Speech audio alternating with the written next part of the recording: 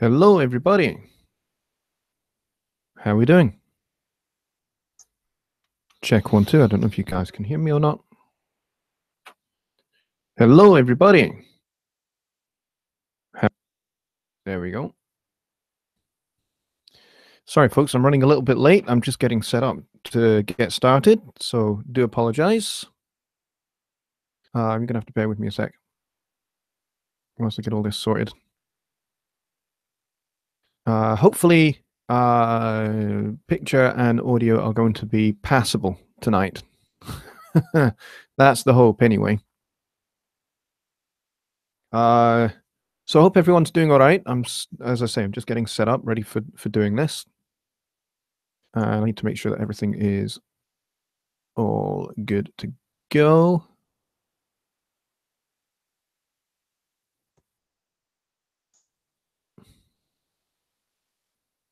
Which I think so far we are. I think we're looking pretty good. So we'll get started in just a second, folks. Just bear with me a minute.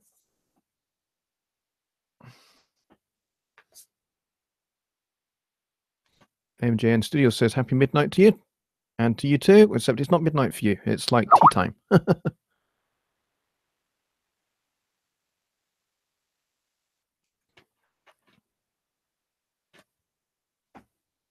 So what I'm going to do is I'm going to turn my volume up just a hair. Just enough so that I can actually hear it. Martin says, cooking dinner, so I'll be listening more than yakking. Okay, that's cool. And he says hello to everybody, which is great. So, let's see. Yeah, running late because we're kind of in the throes of getting all the Christmas stuff sorted out. So, what's going on here? Okay. So yeah, so I'm so we're in the throes of getting all our Christmas stuff sorted. So I'm kind of a little distracted because I'm not at all set up yet, and this episode needed some setting up. So so yeah, sorry about this, folks. All right, we've got 15 people here already, which is very cool. Very excited about tonight. We've got a good talking point. So that's good. I always struggle to find talking points, especially as I tend to come to these kind of a little bit last minute and a little bit rushed because Sundays are quite busy, especially in the run up to Christmas because I'm playing in pantos, I'm doing carol concerts, I'm caught up in so many things in the run up to Christmas, business wise and work wise, that kind of getting things organized to do things like live streams is a little bit trickier, especially as I have to also sort stuff out for Christmas as well. So anyway, enough of that nonsense. Let's get started. So we've got 15 people here now, and let's go and say hello to a few people. Let's see who we have. We have Martin. He's here. Rainer is here. Woodbeast is here. Bobby Booth. Who else do we have? MJN Studios. Riffman is here. My good friend Just Bob is here. Who else do we have? Stephen Greenwood is here. That's awesome. And one after 909, it says hi as well. Beatrice Dewberry over in Ireland. She's here. Awesome. Good to have you folks. Let's see. What else do we have? And that appears to be it right now. If you are watching but you've not said hello yet, then please do say hello in the chat. John Wilkins is here. Awesome. So we've got a few people here, which is really, really great. I hope you guys have had a really good week. I've had a busy one. This morning I did a live stream with Jonny. Hang on just a second. I just got to sort something out.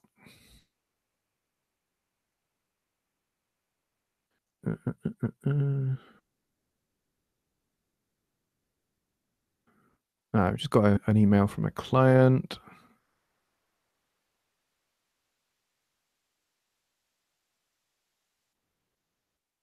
Okay, cool. All right, I'll get back to him later on. There we go. And Skip is here. He says he's lurking. Is that lurking or loitering with intent? And Peter is here. So yeah, we got a good few people here now. We got 17 people, which is awesome. So we are gonna get straight into this in a minute or two. But I hope you guys have all had a really good week. As I said, this morning I did this morning for me, 7:30 in the morning, I did a live stream with Jonny. We basically did a special songwriting simplified show. Because the last one had a number of technical problems. In fact, and the technical problems were so troubled us both enough that we wanted to just redo it, basically. And yeah, so it was a good show this morning. We got spammed a little bit in the chat, which was a new thing for me to see that happening. So keep your eyes open when you're on Jonny's live stream on Monday for spammers, and please flag them up to us. Make sure that we get them reported. If enough people report these particular spammers, then they'll just be got rid of. Their channel will be taken down, which is what we need to happen. So yeah, so that was this morning. That was cool. And then I've been playing at Carol concerts this afternoon and this evening. So I'm a little bit on the tired side because it's been a busy one, doing 2 shows back to back practically. So bear with me. I might be a little bit disjointed, but I will try to keep everything nice and focused. And Whoopi says he saw the show, which is cool. It's the money time of the year for giggers. Well, yeah. It tends to be. This is kind of like the only time of the year where I actually really do a lot of work, gig wise. The rest of the year, I pick and choose. I'm in that luxury position where I can pick and choose what I do. So there we go. That's been the story of my Sunday, to be honest. And this week has been a pretty good one. Quite busy getting stuff sorted out for Christmas and all of that stuff. But also just trying to get, I'm working on some client projects at the moment and just trying to get them to a point where they are at the point that I want them to be before I go off on Christmas, because I'm not going to be around for Christmas Eve, Christmas Day, and Boxing Day. I'm going to be out of town. So I'm wanting to get my client projects to a point where I can not really think about them for that time. So that's the plan, really. So I've got a lot to do this coming week in the lead up to Christmas for that kind of stuff. Plus, I want to get some additional content out for YouTube before I go off. So there we go. John says, what chat spam look like? Is it random advertising or the actual people being rude? Well, in this particular case, it was a particular channel that has a somewhat risque kind of name, but they appear to have like several people that could log into this particular channel. So when we banned one person from this channel, they had another person that would pop up on the same channel.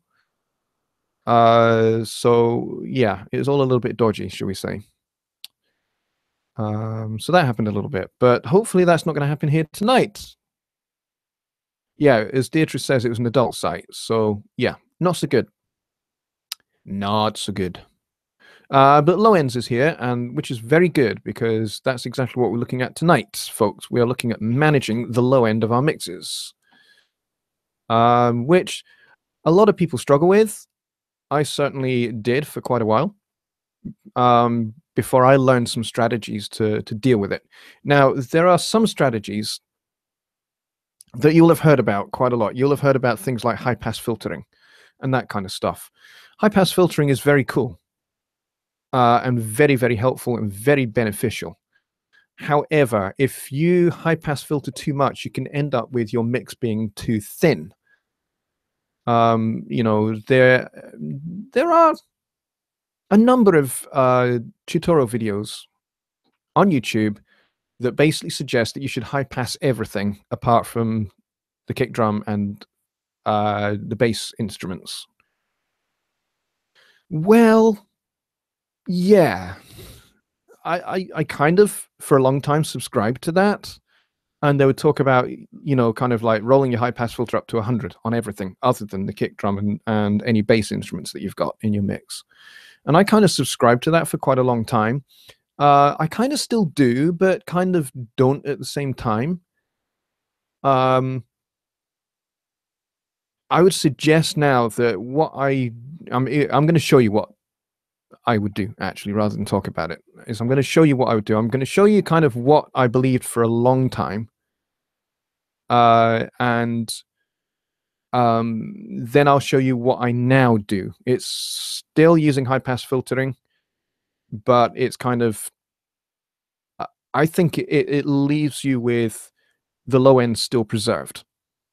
And it means that your low end is controlled and managed, without it being eliminated too much, so you don't end up with a mix that just sounds too thin, and too brittle sounding. You want your mix to have enough weight at the bottom that the whole mix can stand on top of it. So that's what we're going to look at. So I hope you guys are up for that and into that kind of idea. Now, when I switch over to screen sharing and move into the realm of Studio One, I obviously cannot see what you guys are doing, but I will try and flip between the two like I did on the last stream. So let's get started. So first thing I need to do is do I need to turn up my mic? Maybe my mic is a little bit on the quiet side. I can adjust that a hair. There we go. And we can go to share screen, your entire screen. Let's share that. Let's get that out of the way. Okay, and I'm just going to flip over to the broadcast.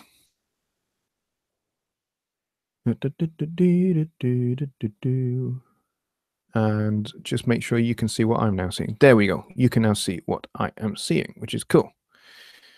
Alrighty. So here is my song Chanel from my EP of 2016.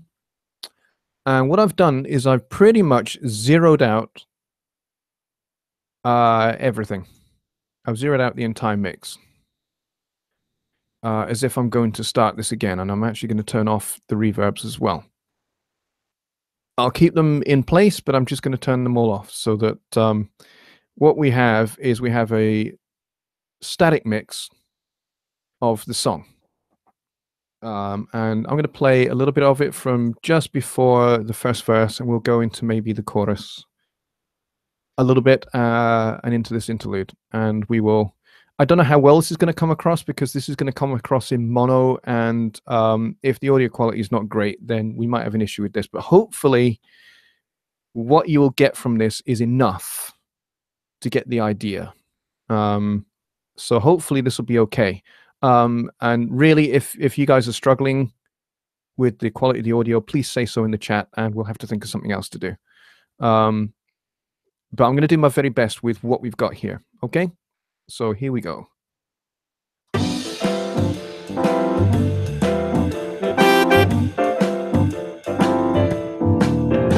I am, and I'm staring at my phone. Don't have no plan, I can't wait for when you're home. There'll be wine and sweet recline. Close my eyes, see the sailors spend their pay. My heart cries, but I could never walk away from my love comes from above. My Chanel, do you not know? No matter where you go, we'll walk hand in hand to our promised land.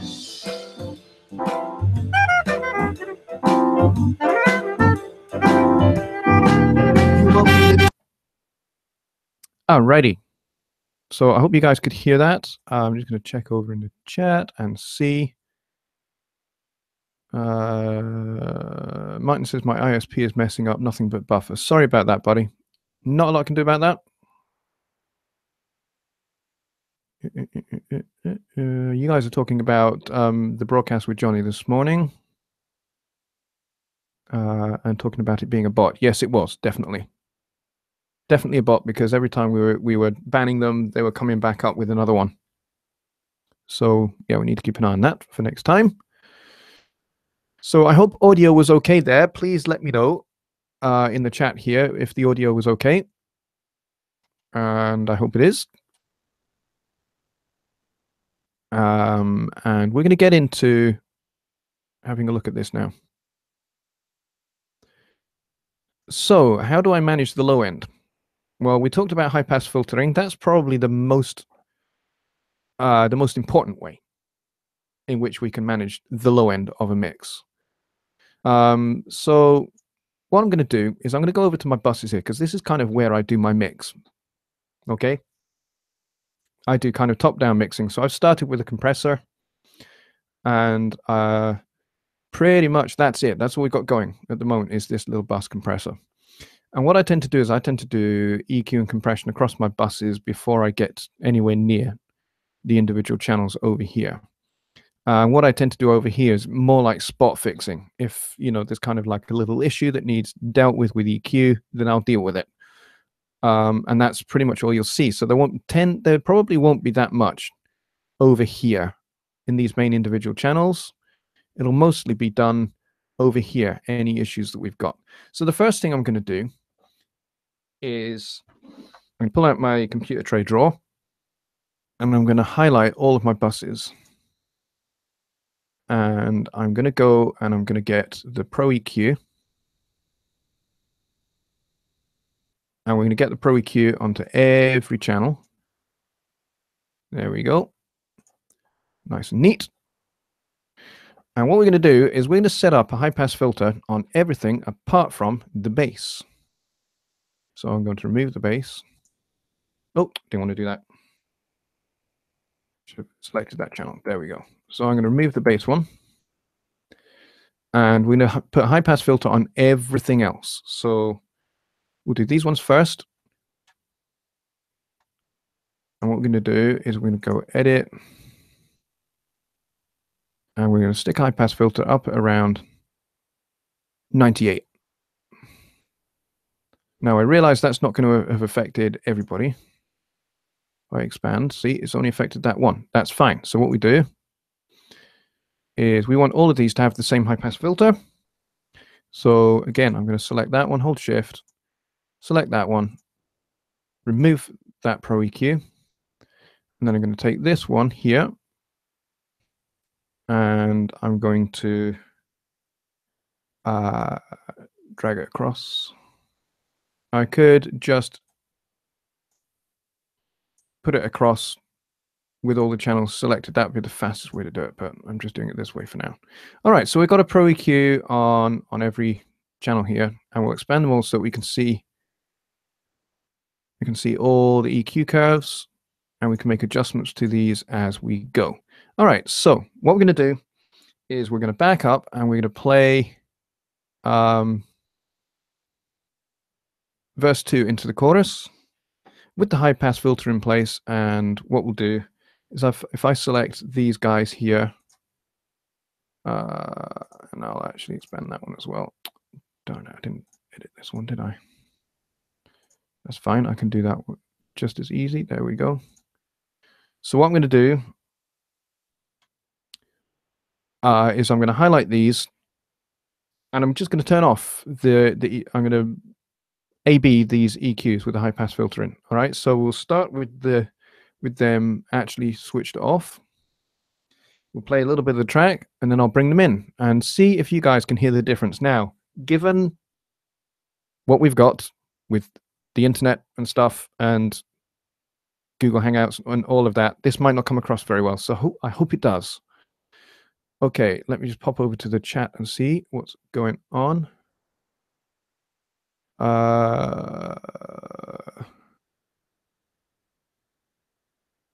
Raina says audio not good, but hearable. Okay. Peter says, I think it should be called bottom-up mixing, not top-down, since you're working from right to left.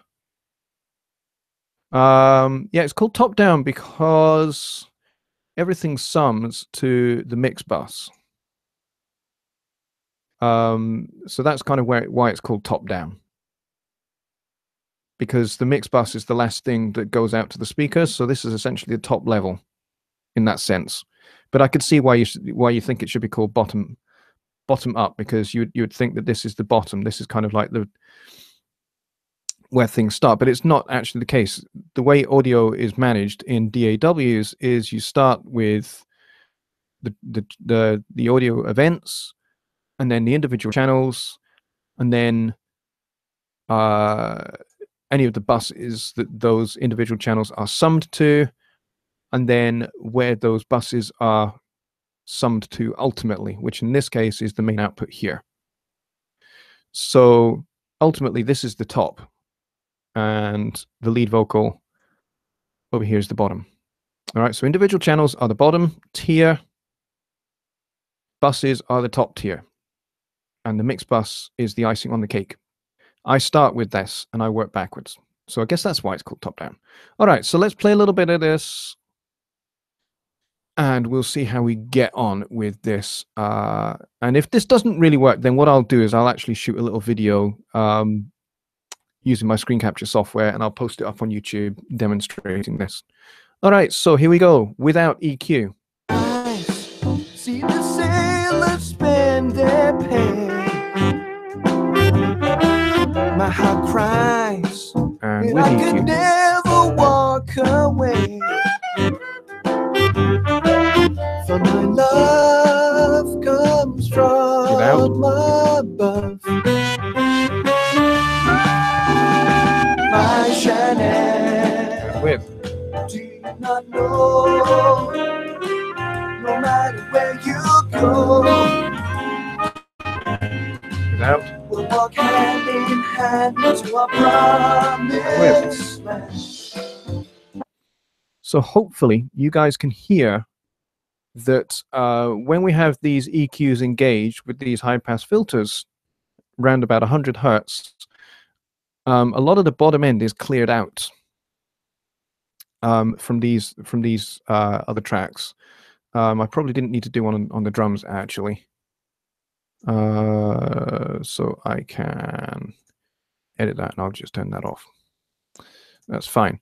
But yeah, so these guys here, hopefully you could hear the bottom end cleared out quite a lot. And it does make a difference. The cumulative effect is it does make a difference, because you're cutting out 100 hertz from everything that is summed to these buses. Now I could do the same thing on every single channel here, apart from the bass and the drums. I could do exactly the same thing, and we would have essentially the same effect, that you would lose a lot of the low end rumble, which you don't need in your mix. But let's say I was to get rid of all of these guys altogether, and let's say I was to just start with this guy over here, and let's say instead of having the high pass 190, I think it was, let's roll it up to about 121. All right, and then what we'll do is we'll go here and here, and we'll copy that across. So now all of those guys should be the same, which they are. Okay, so we've rolled the high pass filter up a little bit higher. I'm going to keep the one on the drums turned off for now, and the one on the bass turned off. Let's see if that thins it out even more. And what we'll try and discern is whether we've filled it out too much. Okay, so we'll start with them off. Hang on, off. Oh, hang on, I need to select all my channels. That would help. Oh, I'm making a right. We're all pigs here of that. There we go. All right, so we'll start with them off, and we'll engage them as we go. See dealers spend their pay. My heart cries, but I could never walk away. For my love comes from above. On My Chanel, do you not know? No matter where you go, we'll walk hand. So hopefully you could hear there that not only is it thinned out, that it becomes a little bit brighter as well. Because when you take out the lows, you actually take away some energy from the signal, which will then allow anything that's above this to come through a little bit more. Anything that's above the high pass filter point to come through a little bit more. So it particularly helps if you want to expose something that's in the high register or the upper mids. Then usually your solution is to go and look and see what's down the bottom that you don't need, that you can get rid of. And then you don't need to do any crazy boosting to give your track some sparkle. So let's go see what's going on in the chat.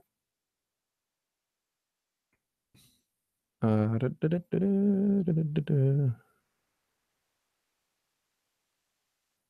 still left the bass out. Yes, that's deliberate. Because basically I'm operating at the moment under my old theory of how you clean things out, high passing everything apart from the kick drum or the drums in particular, and the bass, because the bass is a low end instrument. So if I was to apply a high pass filter at 120 to a bass, then you would lose the bass, which we don't want.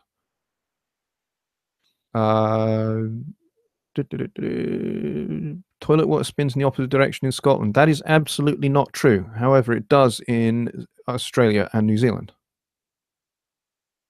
There you go. Just Bob says, the sound is not that bad. I send from my tablet via Bluetooth a nice Bluetooth speaker, increasing the bass and mid and treble. It sounds way better than the computer speakers. Okay, cool. Whoopi says that's Australia. Yes. What plugin is on the main? Woodby asks. Okay, I can show you that. On the main here, I just have the compressor. Just your standard stock compressor, which I have set to medium slow release and a slowish attack and a high threshold and a low ratio value, because I don't want to squash the mix. I just want to bring it together. That's what I use the compressor for on the mix bus.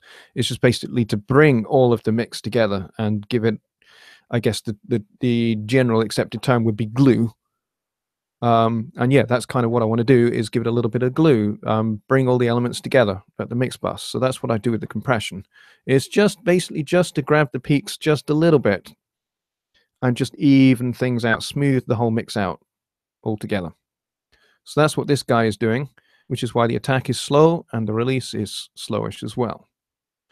All right, so that's what is on the mix bus. Okay, so this is what I used to do. High pass filter on everything apart from bass and drums. All right, now I'm going to show you what I actually now do. So I'm going to select all of these guys and I'm going to remove them all. And I'm going to show you what I really actually do now. So I still use high pass filtering. Don't worry about that. But I don't tend to be quite, I don't tend to just go, well, you put a high pass filter on everything, you set it to around about 100 hertz and that clears it all out, and you just do that on every mix and everything will be fine. No, I don't work like that anymore. Haven't worked like that for a good few years now. So here's what I do. Because I'm not just concerned about the ultra lows and clearing out the ultra low rumble from, anything that's below 20 hertz up to 50 or 60 hertz. That's where a lot of your low end rumble resides, but that's not your only problem. Your other problem tends to be in that kind of low mid area as well. Anything from about 300 to 500 hertz it can be a little bit of a problem area as well. You can get build up over the course of a lot of different tracks, particularly if you're recording using one microphone, which, you know, this song was recorded with one microphone. So, you know, the soprano sax uses this microphone. The lead vocal, the double, the backing vocals, they all use this microphone. So they're all going to have exactly the same problem of low-end build-up. So I want to deal with not just the super low rumble that everybody talks about, but I want to deal with kind of that cloying area, which the mic that I used for this particular song had a real problem area with, which was around about the 300 to 500 area. So that's what I want to deal with now. So here's what I would do now. I'm going to get that Pro EQ back onto all of these channels, and I'm going to show you what I would do now. So let's populate it again.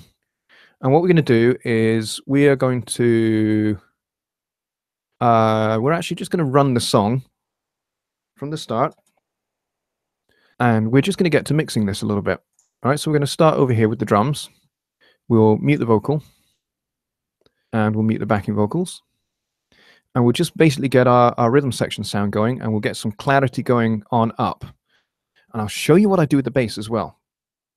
All right, because I do actually do a little bit of clearing out with the bass as well. All right, so let's get to work. So starting over here on the drums. Look at all of this. We don't need a lot of this. So let's get this guy in here. The kick drum lives around about 40, so...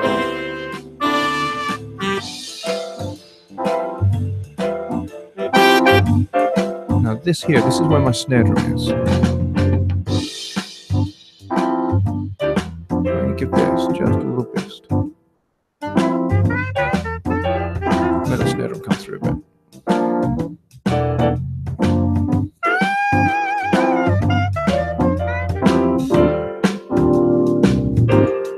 But I know that 500 is going to be a problem frequency, so we're going to hunt for that.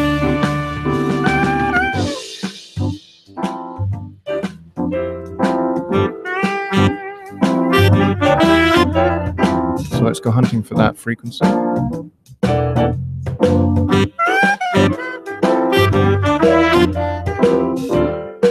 There it is, right there.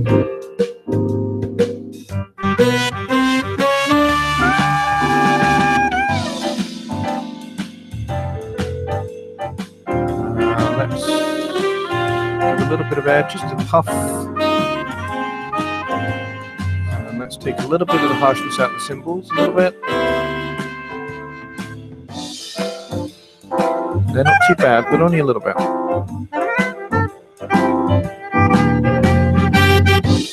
All right, that's coming on nicely. Let's go and have a look at the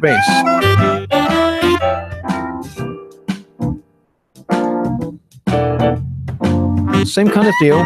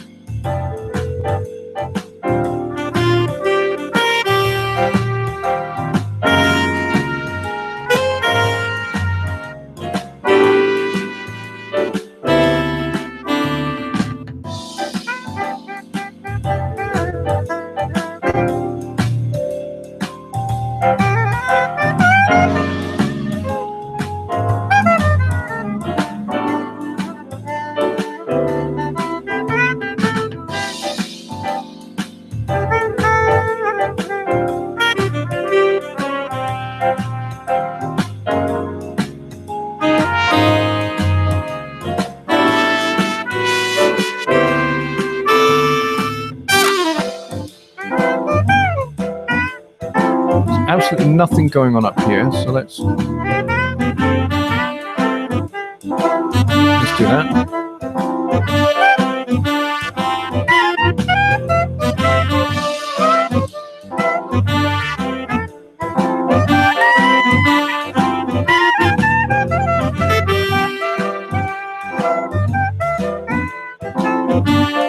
All right, keyboards.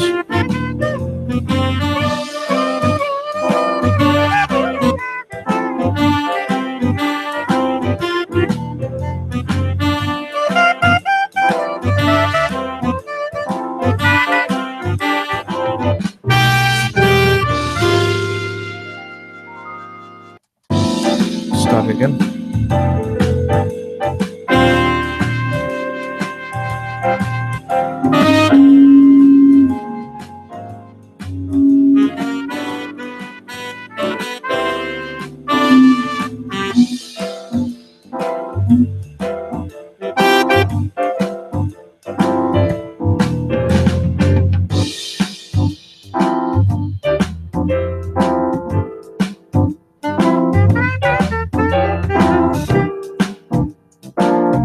So I'm just finding some more trouble spots here.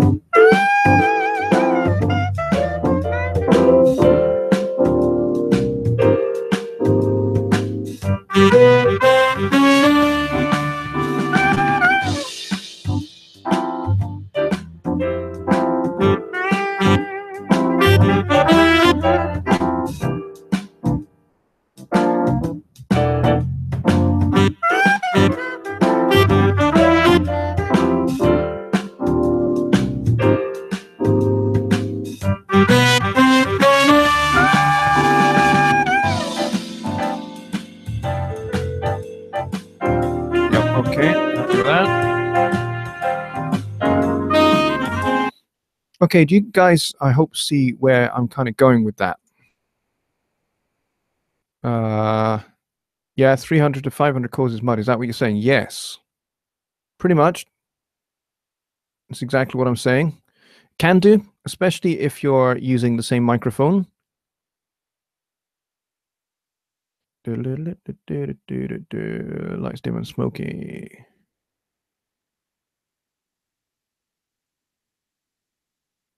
All right, so okay, I can go back now. So yes, so the 3 to 500 area is where problems frequencies tend to live in your low mid area. And if you can get rid of some of those, and again, rather than just going 300, 500, pull those out, kind of like almost like painting by numbers. Instead of doing that, what you want to do is you want to actually go and hunt for them like I was doing there. So if I went over to the Soprano Sax Solo, let's just do that. And what we'll do is we'll just take care of the saxophone. And we'll actually maybe just, I rarely ever press the solo button, but I'm going to on this occasion, and we can see if there's any kind of like noise at the bottom that we can get rid of.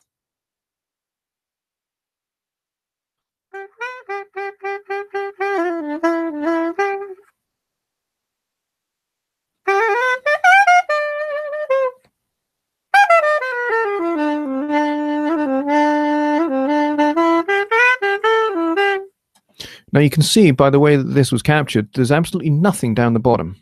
So there's no kind of rumble from the microphone. In this particular case, I got the mic in exactly the right spot for the soprano sax. And we got the distance worked out perfectly between the bell of the horn and the front of the mic capsule. And so the effect there is that because he's exactly the right distance away, we don't have any proximity effect, which means we don't get any artificial low end. So actually, there's not really a great deal to do with this, I don't think. I mean, let's maybe have another look at it, but I really don't think there's too much to do here.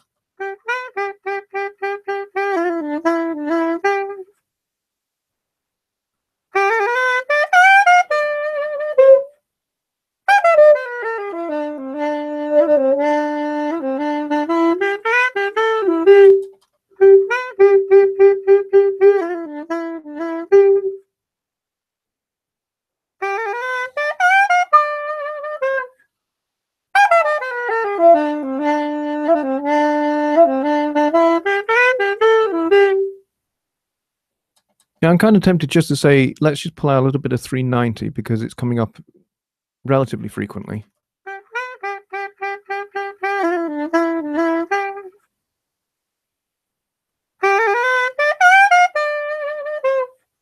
Yeah, I actually think that's probably not a bad call. So what we'll do is we'll narrow that off to about 3 dB and we'll widen this Q a little bit.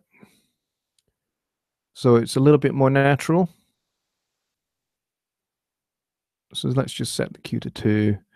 I will chuck the high pass filter on, but only because there's just nothing down there anyway. It's kind of pointless.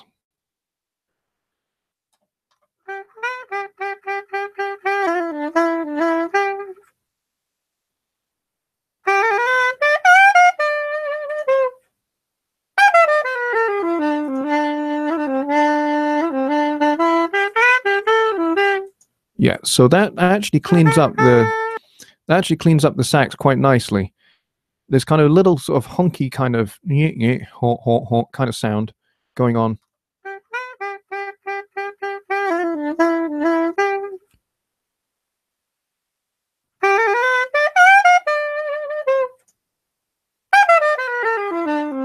Yeah, that's actually cleaned that up a little bit better actually than I thought it might. So that's pretty cool. I think that worked quite nicely on the soprano sax. So again, I'm not doing very much EQ with this because I think otherwise it just sounds great as it is. So let's actually play that section in context, and we'll see how that sounds.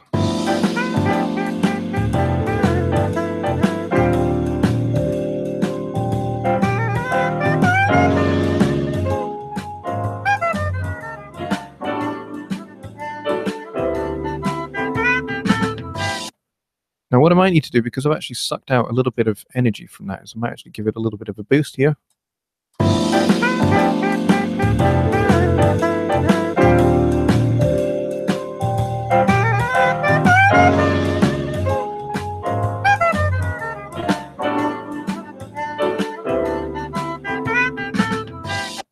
All right, I think that sounds pretty good.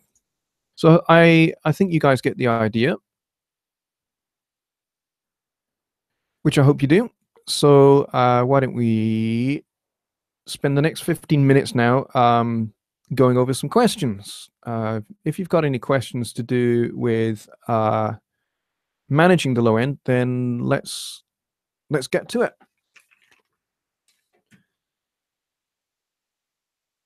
And hopefully I can help you. So let's see what we've got. I'm just waiting for YouTube to catch up with us. Reverb, maybe, yes. I turned off the reverbs for a reason, because basically I just wanted to deal with just EQ.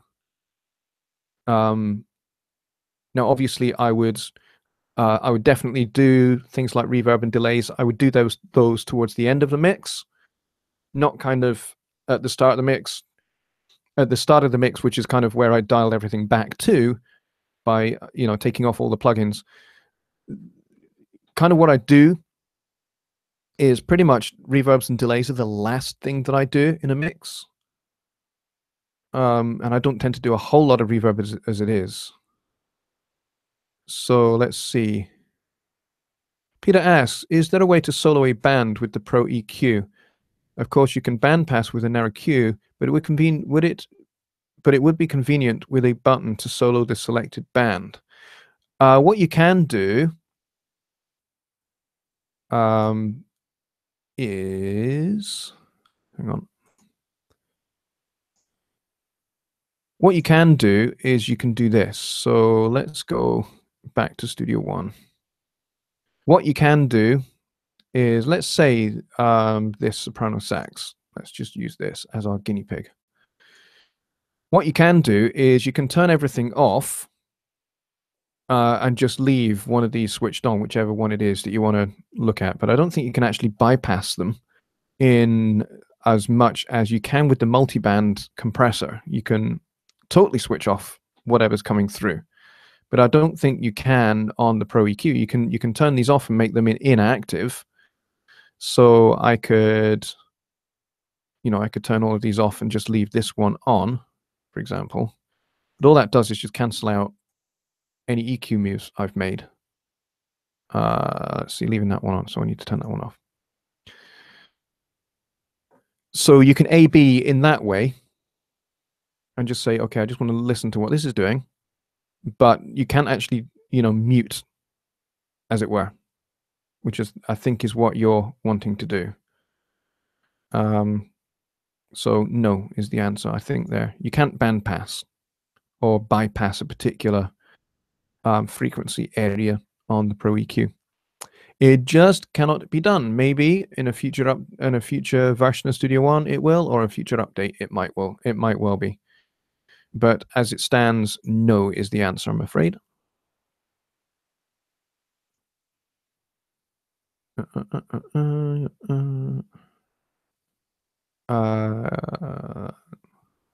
Any other questions?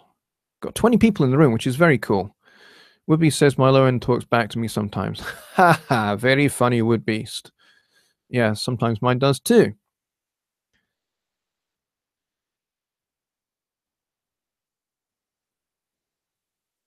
Whoopi says, I like the sound and the feel that you created. Well, thank you very much. Yeah, it's a cool song. It's one of my favorite songs of all of the songs that I've written myself. Yeah, it does sound pretty cool. I will agree. Deirdre says it feels like Cotton Club era. Cotton Club era would have been the 1920s, 1930s, I guess. Which is, yeah, I don't know. Well, it's certainly got a bit of a Chicago shuffle kind of feel to it, I guess. You know, that kind of Chicago style, Chicago blues style, I guess it has a little bit of, with some, you know, some extra jazz style chord changes thrown in. So it's not a traditional or straight ahead blues.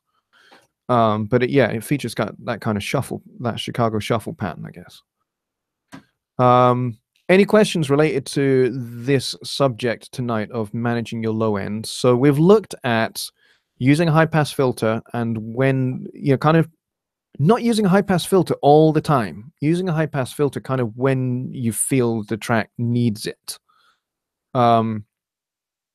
You know, you probably want to roll off some of the extreme lows, which are not necessary, but I would say don't constantly just be setting it, you know, kind of like as a default. Hey, my Pro EQ default is going to have a high pass filter at 100, because I don't think that's helpful. I think that's kind of a little bit of mixing by numbers or painting by numbers.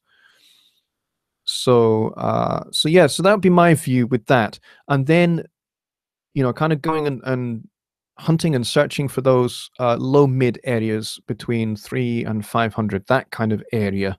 Sometimes it might even be as much as, you know, 300 to 650. It depends. You kind of need to boost and sweep and destroy, basically, would be my view.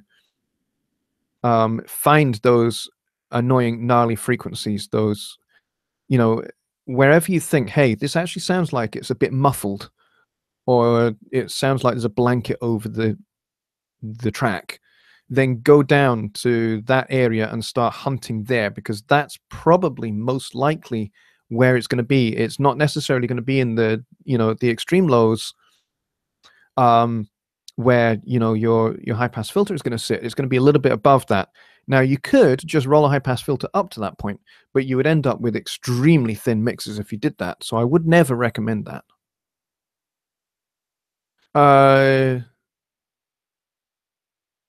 Rainer says, hang on, I just missed it because it shot up all of a sudden. What you did last looks very similar to what I've learned and worked like. Thanks for the verification. You're welcome. Speaking of Chicago, here's Woodbeast, says John. Bob says, do you ever doubly track, pan left, right, and leave one track raw and add plugins on the other to mix sound to make the raw and polished sounds? Kind of like a parallel EQ kind of thing is what you're suggesting. Not for the kind of music that I do, but sometimes. If it requires it, then yes, I'll do it. But any parallel processing I tend to do, it tends to be a compression thing, not necessarily an EQ. But that's not to say I'm not above and beyond doing parallel EQ. But kind of the music that we've just been listening to doesn't really require it, to be honest. Peter says, ever heard of the technique where you set your kick to -3 dB on -18 dB calibrated VU, then bring your bass in to get the needle to 0, and that's the spot for your low's overall volume? Yes, I have heard of that technique. Yeah, and in rock and pop music, that works extremely well. And I would actually recommend it.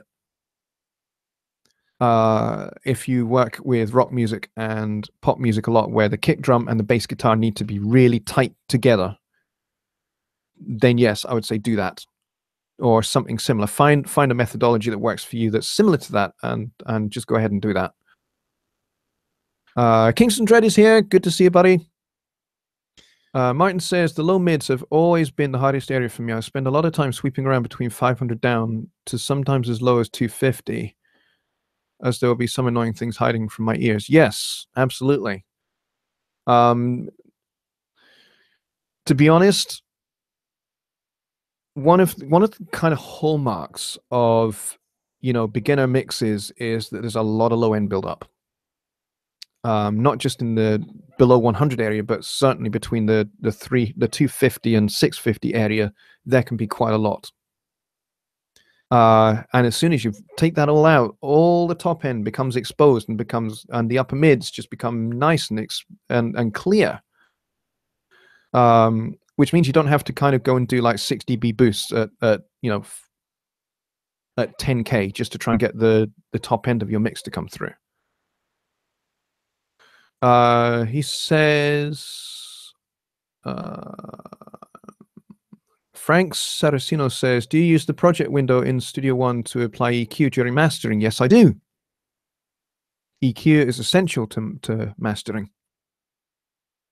You would use, but you wouldn't make big moves like I've just done with the Pro EQ in the mix here. You'd make very subtle, very slight changes, because you have to remember when you're mastering, you are affecting the two-bus. You're affecting the stereo file that is running through that EQ. So if you make a big boost at 5K of 3 dB, then everything in that mix is going to be boosted similarly. You probably don't want that. So you're making small, minute, tiny little subtle adjustments to the EQ because you're polishing the mix is what you're doing when you're mastering. So I hope that helps there. Woodby says, 'tis the season to give a gift to people that we depend on. Giving is always good to whom you are giving, and the giver always gets blessed. Martin says, a suggestion: if one is having a lot of problems with taking out noise and mud, Reaper has free plugins. Well, you know, Studio One has free plugins too, Martin. We have free stop plugins in Studio One. The EQ has unlimited frequency bands. Yes, it does. The Reaper EQ does have unlimited frequency bands. But really, I never ever have reason to use more than, you know, if I need to use more than the 5 or the, you know, the number of bands you get, including the high and low pass filters. If I ever need to do anything else, or I need to fine tune a frequency that I can't get at because I've already used all of my band points up, then I just stack another EQ. So it's not really a problem. And you can still really hunt out bad frequencies with that EQ, absolutely. But to be honest, if you're finding that you're having to hunt out lots and lots and lots of bad frequencies, and you're pulling out lots of different spikes here, there, and everywhere on your mix, then yeah, there's possibly something wrong with the way the track was recorded, or there is some other problem with the track, or, you know, something else. Yeah, so yeah, Studio One has fantastic free plugins. Reaper does too. It has some very good ones, and in fact, I do believe you can actually download the Reaper plugins and use them in Studio One if you want to. MJN Studio says 250 to 550. I always find bad spots. I probably spend most of the time around that area. Yes. Yep, I would say I that's the first place I go to when I'm mixing. The first thing I do is I start going and getting the low and the low mids cleaned up, and then that means that I have all of that headroom, all that space on the EQ to be able to bring out all the best elements and all the elements that I want to shine through. Like maybe I want the in this particular song, maybe I want the piano to come through a little bit more because the Fender Rhodes is kind of masking it a little bit, because the Fender Rhodes is quite a dark sounding instrument in this song. So I might thin out the Fender Rhodes, and I might give a little bit more, you know, kind of like 1.5 to 2.5K on the piano. You have to be very careful with that kind of area, because that kind of area can be a little bit harsh. So you don't want to do that across too many elements of your mix. Maybe just 1 or 2 elements of your mix, you might give it a little boost around that 1.5 to 2.5K area. Otherwise, you just get a lot of harshness building up across the whole mix. You don't want Let's see. Kingston says, I tend to use sidechain EQ, bass sidechain to kick drum to see where they overlap. Yes, that's another good way to do it. It helps to put each element of the low end inside its own space. Yes, it most certainly does. Raina says, when you high pass, what quality do you set the filter to? 6 to 12 dB or higher? Yes, that's a very good question. And for me, it depends. It depends on how much and how severe I want to get rid of the low end. Like if I really want to have a steep roll off of the low end, then I will use a 12 dB per octave or more slope on the high pass filter. But if I'm just wanting a gentle roll off, then I'll do 6 dB. Martin says, Woodbeast, did I forget to say the plugin is free? Yes, we saw that, I think.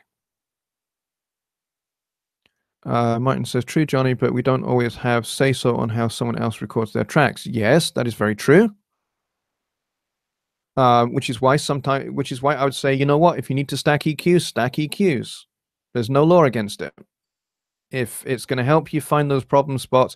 To be honest, if you've got like a lot of problem spots in like one area, let's say you've got 4 or 5 problem spots between 250 and 650, then what I would suggest you do that may be actually a more natural approach, rather than having a big sort of like 6 or 10 or 12 dB, inverse spike going downwards on the Pro EQ on those areas. Why don't you roll those spikes up to about 2 or maybe 3 dB and then widen the Q so that you have like one nice broad sweep that deals with all of those problems. And you'll find that it maybe deals with those a little bit more transparently. So widen the Q a little bit on those ones so that it's not quite so narrow. Sometimes it needs to be if it's a very, very specific frequency where it's got a very specific issue. At say, maybe you found a particular point at 376. But the problem is not on 378 and it's not on 374, it's on 376, then yes, maybe you will use a very, very narrow Q just to affect that particular spot. But for the most part, what you can do, if you're finding lots of problem areas cropping up in a similar range, widen the Q across all of those problem areas so that you are using a broader slope to deal with all of those little problem areas, and you'll find that you maybe get an EQ that's a little bit more transparent at that point.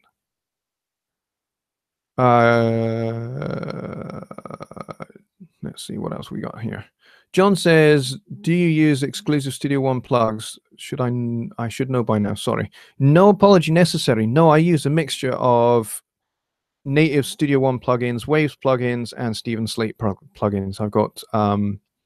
I've got the everything bundle from Stephen Slate, and I have a few Waves ones as well. I've got the SSL E and G channels, and I've got a noise suppressor, and I'm going to get for Christmas present to self, I'm going to get the crystallized algae compressors. So I'm going to get the CLA 2A and the CLA 3A and maybe the 1176 as well, even though I know that you actually get a good 1176 with the Slate bundle as well, but they sound quite different. So let's see. Irving Walker says, do you ever use mid-side? No, I don't use mid-side, mostly because I don't really have need to use mid-side because of the music that I tend to work with. I tend to work with acoustic music, jazz, and folk music. That tends to be my area of expertise. I don't do a lot of pop music. I don't do hardly any, EDM. I don't do any house or dance. That said, I'm currently working on a house remix of a client's record that he did with me 2 years ago. He wanted to do a house remix, so we're doing a house remix. So, yeah, I might use some mid-side processing there, but I don't think I would use it in jazz. Doesn't really need it, to be honest. Because all mid-side processing is, it sounds fancy, it sounds sophisticated. When people say, oh, hey, how about some mid-side processing? and they sound, they, no disrespect here, because you may well be extremely knowledgeable. I'm not assuming anything here. I'm just saying that a lot of people do they will chuck mid-side processing into a sentence, and people will be like, oh well, you must be incredibly knowledgeable then. They might not necessarily be so. They've just heard that phrase talked about a lot. But essentially, mid-side processing, for those of you who don't know, is you can use an EQ or a compressor that allows you to be able to process the sides, the left and the right of the mix, and the center of the mix completely differently. So you can have an EQ curve on the center of the mix that is different to an EQ curve on the sides of the mix, which can mean that you can get a different balance in the center that you get on the sides, which can actually help you get a lot of width in your stereo spectrum. I don't tend to do that. I don't really tend to need it, to be honest. But there's a lot of people out there that do need it and they do use it. So, if I have clients that need me to do that, then I will do it. But pretty much hardly ever. So I hope that answers your question, Mervyn. And I apologize if I came across as being offensive there. But, I don't really... I think you're new to my channel, so I don't want to assume anything about how much you know or don't know. So, I do hear it talked about a lot by a lot of people. And then when you actually ask them, what they know about mid-side processing, it turns out they don't know anything about it. They've just heard it talked about. John Anderson says, great advice on a softer approach to frequency cuts. I find you need to not cut too much of the important frequencies. Yes, that's one of the dangers of kind of like, if you do the sweep and boost thing, which you saw me do in the demonstration today, if you do that quite a lot and then you're pulling down lots of spikes, you can, if you're not careful, you can actually pull something out that you don't want to pull out. So and the thing is, if you've got nice broad cues, then the cuts you make are a little bit more transparent. Yes, it does mean that, if your frequency is 376, then you are going to be cutting a little bit of 374 and 378 at the same time. That's just kind of the way it is with a broader cue. But it does mean that it's the cut you make sounds more transparent. Kingston says, I can't say enough about the Shep 73 as I was trained on an Eve. Yes, the Shep 73 is outstanding. It really is. I quite agree. Kingston said, mid-side processing is much like center front or center back in Photoshop, if that makes sense. Crowded mixes really benefit from mid-side processing. Yes, they do. If you've got lots and lots of tracks, 120, 130, 140 tracks, then, like maybe even in an orchestral setting, you might apply some mid-side processing. If you've got a lot of tracks, then yes. Or if you've got a lot of instruments occupying the same frequency space, like if, let's say, you've got a layer of, I don't know, 8, 9, 10, 11, 12 guitars in the song, then yes, some mid-side processing would probably help you there. But to be honest, what I would do before I start even thinking about mid-side processing is I would think about complementary EQ across those guitars.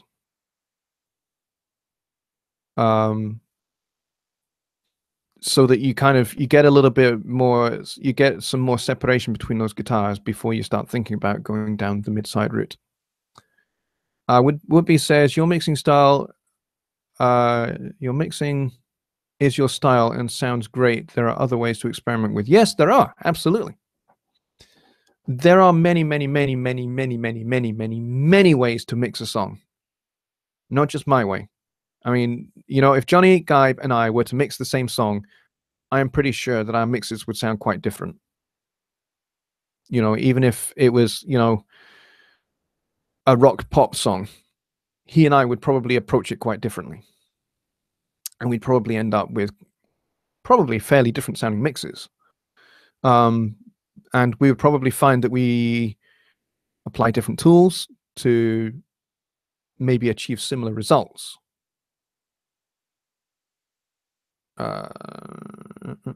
Let's see. John Wilkins says, Woody, if I just bumped up, if mixing were really like politics, BB would have you, Big Brother. Is that Big Brother would have you banned? I don't know what that is. Low End says, I do mostly MIDI hip hop in Studio One. Is there a difference in mixing the MIDI to changing it to audio first and then mix? You can certainly mix the MIDI. Yeah, you can certainly do that. I think I did that in this song. Let me see. Or if I've transformed all of these to audio. But some of these were MIDI, like the horn section here, which you can't see because I'm not showing the screen. Idiot.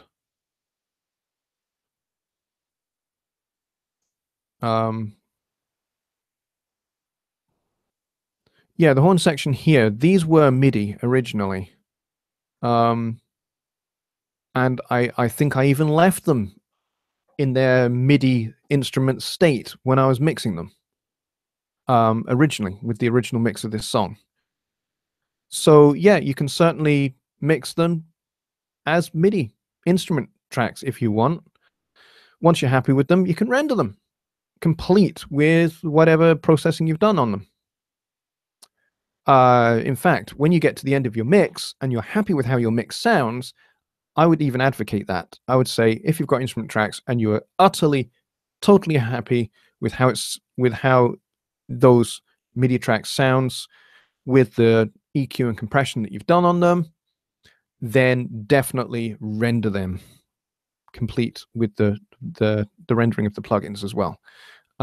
Because you're not going to need the instruments anymore, my opinion. Saves you a whole bunch of CPU, saves you a whole bunch of processing.